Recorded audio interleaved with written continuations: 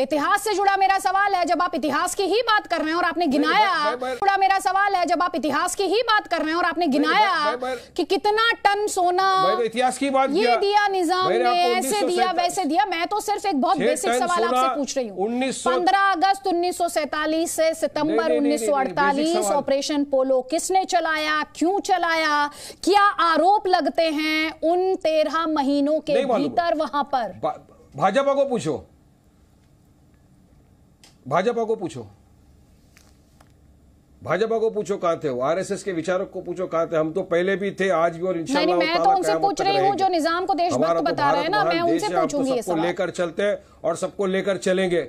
नहीं, मैं तो सवाल है ना भाई, सवाल का जवाब देना पड़ेगा वारिस पठान। निजाम जिसने देश के लिए, देश की आजादी के लिए अपनी जाने का, मेरे सवाल का आप जवाब दे दो। भाजपा को सवाल करो कहां थे वो, कहां थे आरएसएस को सवाल करो ना। मैं तो सवाल का जवाब सोच कर रखिएगा, क्योंकि सवाल में भूलूंगी नहीं, ये सवाल में भूलूंगी नहीं।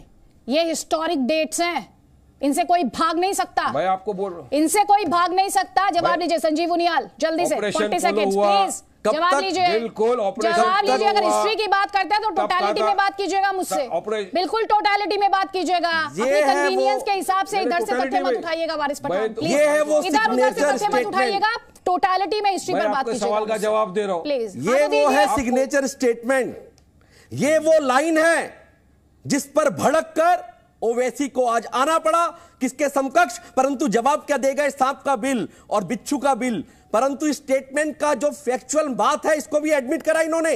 अभी आपने देखा, यह बिल्कुल सच बात है कि जब पूरा देश स्वतंत्रता मना रहा था, उसमें झूम रहा था, मिठाइयां बांट रहा था, नगाड़ा बजा रहा था, कब? 15 अगस्त 1947 से 13 महीने तक की वो अवधि जिसमें निजाम ने कहा नहीं, मैं बिल्कुल छाती पर मूंग दलूंगा। जिस निजाम की बात करते हैं, मैं इस देश के साथ स्वतंत्रता नहीं मनाऊंगा, मैं उस देश के साथ अपने नक्शे में अपने आप को सम्मिलित नहीं करूंगा। और बाद में लातों के भूत, बड़ी बड़ी बड़ी भाषा कर रहा हूं, लातों के भूत बातों से नहीं मानते। जब आक्रमण के लिए सरदार पटेल की सेना, हमारे देश की सेना वहां बढ़ी और उन्होंने उन पर अटैक किया और पोलो किया, तो देखिए घुटनों के बल आ गए। आज आंखें दिखाते हैं, आज बिलों की बात करते हैं, तब कहां बिलों में घुस गए थे? वास्तव में सच्चाई है, हिस्टोरिकल ट्रूथ है, जिससे कि छुपकर भागना चाहते हैं। ठीक है, जवाब लीजिए, जवाब लीजिए वारिस पठान। राष्ट्रीय स्वयंसेवक वारिस पठान जवाब दीजिए, वारिस पठान से जवाब दीजिए, वारिस पठान की आवाज प्लीज। राष्ट्रीय स्वयंसेवक संघ लगातार वारिस पठान की आवाज प्लीज। अनुशीलन समिति में भारत छोड़ो जवाब ले लीजिए संजीव उनियाल जी, वारिस पठान। और लगातार कोकई के नाम से जाने वाले डॉक्टर, अरे संजीव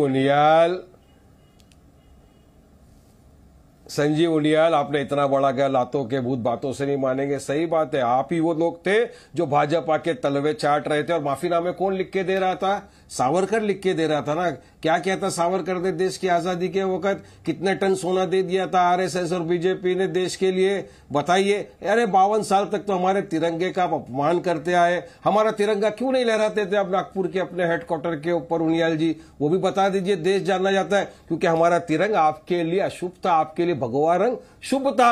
आपने नहीं माना तो तिरंगे को नहीं माना, हमारे राष्ट्र, हमारे तो आपके नागपुर के हेडक्वार्टर पर तिरंगे को नहीं लहराया, देश की आजादी में कोई सहयोग नहीं किया, ब्रिटिशरों के तलवे चाटते रहे। आज आप आके हमको सेक्युलरिज्म, नेशनलिज्म का सर्टिफिकेट बांट रहे हो। ये तो देश आपको लात मार रहा है, ये देश की लात आपको पड़ने, और ये लातों के भूत बातों से नहीं मानेंगे। आपने सही कहा, तथ्य से मानेंगे, फैक्ट से मानेंगे, संयमित तरीके से भी बात की जा सकती है, संयमित तरीके से, तार्किक तौर पर बात की जा सकती है। वारिस पठान, किस तरह की भाषा का आप लोग इस्तेमाल कर रहे हैं? सबसे पहले, क्या शब्दों की इतनी कंगाली है क्या?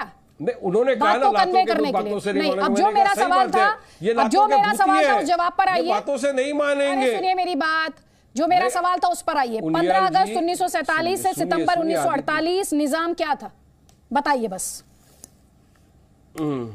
हम तो वही थे।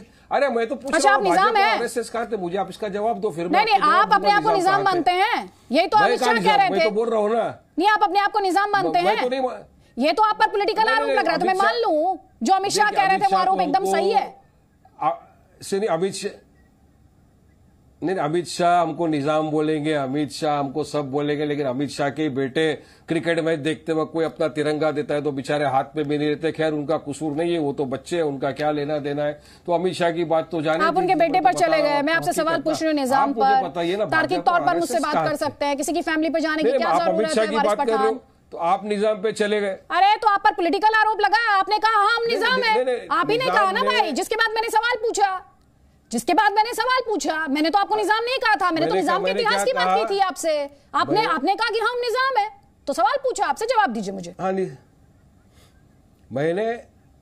मैंने आपको निजाम का एक वाकया बताया 1964 में क्या किया। निजाम ही वो शख्स थे जिन्होंने 15 अगस्त 1947 से सितंबर 1948 की बात कर रहे हैं।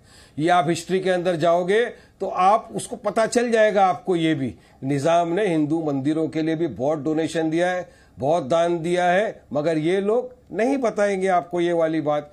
अब जब निजाम के वक्त पे जो उनके मिनिस्टर थे वो तो नॉन मुस्लिम थे ना। जब हिंदू मुसलमान भाई भाई बन के रह रहे थे, एक ही तरफ एक ही साथ हाथ बांध के घूमते थे, ये तो ये आरएसएस और भाजपा ने आके नफरत का माहौल क्रिएट कर दिया, पूरे देश में अराजकता फैला दी। क्योंकि इनकी राजनीति सिर्फ और सिर्फ नफरत की ही बुनियाद पर चलती है। राजनीति की बात करें, चलिए समुदाय को टारगेट करो, मौजूदा दौर में आ गए, बढ़ाते रहो, मौजूदा दौर में आ गए। देश की जनता बताइए, 2 साल पहले हैदराबाद नगर निगम में जब चुनाव हुए, मैं तो मौजूदा दौर में ही रहूंगा। कहाँ पे? जब नगर निगम के चुनाव हुए तो बीजेपी ने वहां पर फाइट पुटअप की, ठीक है, बीजेपी की उम्मीदें वहां से जगी। अब बीजेपी उसी टेम्पो को आगे ले जाना चाहती है। 2023 में भाग्यनगर में उसकी कोशिश है कि उसका भाग्य उदय हो जाए। अब इसी का दूसरा पहलू यह है कि बीजेपी की इस फाइट से डेंट किसको होगा? भाग्यनगर असदुद्दीन ओवैसी को डेंट नहीं होगा, टीआरएस को डेंट होगा। सुनिए ना, आप इस पॉलिटिक्स को भी डिकोड करने दीजिए हमारे दर्शकों के लिए। ओवैसी घाटे में नहीं जाएंगे, कौन घाटे में जाएगा? टीआरएस। और इसीलिए बीजेपी वर्सेस एआईएम, या अमित शाह वर्सेस ओवैसी, या निजाम वर्सेस स्वयं सेवक, ये लड़ाई आप दोनों को सूट करती है, इसीलिए लड़ रहे हैं आप दोनों। हम तो वहां पे पहले से लड़ते आ रहे हैं, हम तो 52 साल से वहां पे चुनाव लड़ते आ रहे हैं, एमपी बने, 7-7 एमएलए। लेकिन आपको किसने बोल दिया कि हैदराबाद का नाम भाग्यनगर हो गया है? अभी तक तो हैदराबाद और तेलंगाना, आप अपना मुद्दे पर रहिए सर, मजबूत है। हाँ, ठीक है, मुद्दे पर रहिए आप, मुद्दे पर रहिए। और मुझे ये बता दीजिए, 15 अगस्त 1947 से सितंबर 1948 के बीच भाग्यनगर का नाम लिया। मैं यही सवाल कर रहा हूं आपसे, 1947 से 1948 तक भाजपा और आरएसएस कहां था? सवाल का मेरे को जवाब दे दो, मैं बता दूंगा मैं कहा था, निजाम कहाँ थे उस समय थी? मैं तो पैदा नहीं हुआ था ना, बीजेपी उस समय थी, पैदा नहीं हुआ था। नहीं भाई, वही मैं पूछ रही, बीजेपी पैदा हो गई थी क्या उस समय? ये आप ये बताइए पहले मुझे। ये सावरकर, बीजेपी आरएसएस का क्या लगता है? सुनिए, आरएसएस क्या लगता है? आप बताइए ना मुझे। आरएसएस जो निजाम था, जिनकी आप दुहाई दे रहे हैं, विचारधारा तो उन्हीं की है ना, इतिहास क्या था ना, जवाब नहीं देंगे।